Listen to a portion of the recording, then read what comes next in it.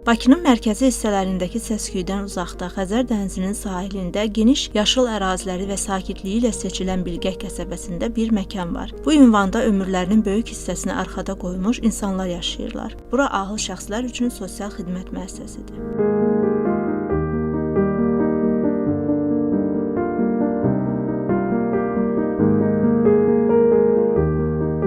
...79 yaşlı Xanlar Camiyev İsmaili rayonunun Tircan kəndində anadan olub. Gənc yaşlarında Bakıya gələrək sürücü kimi fəaliyyətə başlayıb. Həyat yoldaşım rəhmətə getdi. Allah can ölənlərimizə rəhmət eləsin. Baxanım yox, özüm də özümə biraz baxdım, gördüm yox, yaşayamıram. Getdim Qaradağ rayonunun icra hakimiyyəti, mən Beşbatında yaşayırdım onda. İcra hakimiyyətinə getdim, dedim belə.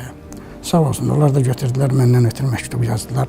Sosial bizim nazirliyə gəldi cavab. Ki, sizin yeriniz artıq qocalar yerində də gedə bilər. İnsanın özündən çox şey asıldı. Hansı müddətə düşürsən, düş.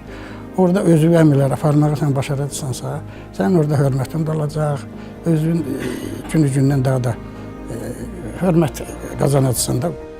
Onun aktyorluq bacarığı var. Ulduz filmindəki Məhəmməd obrazını ahıllar üçün təşkil edilən müxtəlif səhnələrdə canlandırıb, həmçinin tək də çala bilir.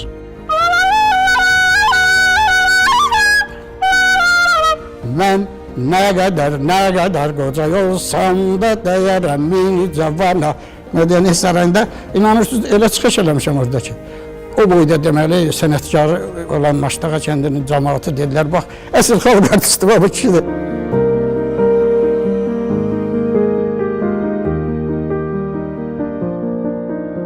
Müəssisənin daha bir sakini, ixtisasca pianoçu olan 78 yaşlı Rüxsarə Qasımova Bakıda orta məktəblərin birində 38 il direktor müavini işləyib. O gimnastika ilə məşğul olur, boş vaxtlarında isə dama oynayır. İndiki zamanlarda hamı istəyir ayrı yaşasın, hər kəsin öz həyatı.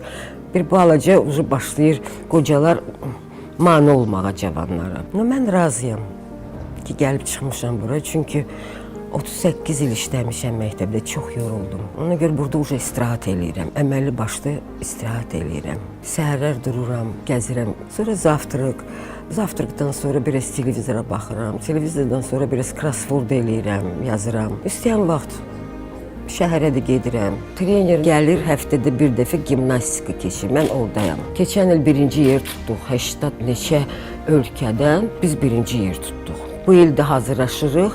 Gənə yayda, gənə yarışa gedəcək.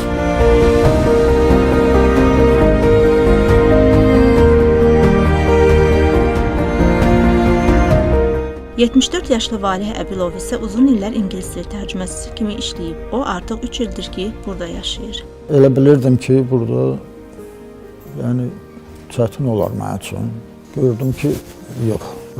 Çox münasib yerdir. Ahıllara burada çox böyük diqqət göstərirlər. Vaxtımız çox səmərəli keçir. Cürbəcür tədbirlər olur burada. Sonra bizim özümüzü başqa bir tədbirlərə, kənar yerlərə aparırlar, konsertlərə. Cürbəcür şərait düzəldiblər bizim üçün. Biz burada, məsələn, mən şahmat oynamağı sevirəm, şahmat oynayıram. Müəssisənin 84 yaşlı sakini Ziyafər Əliyeva isə uzun illər tibb bacısı kimi fəaliyyət göstərib. Onun həyatı ağır itkilərlə yadda qalıb. Ailə üzvlərini yol qəzasında itirib. Başım bəlalar çəkdi, qurban olum.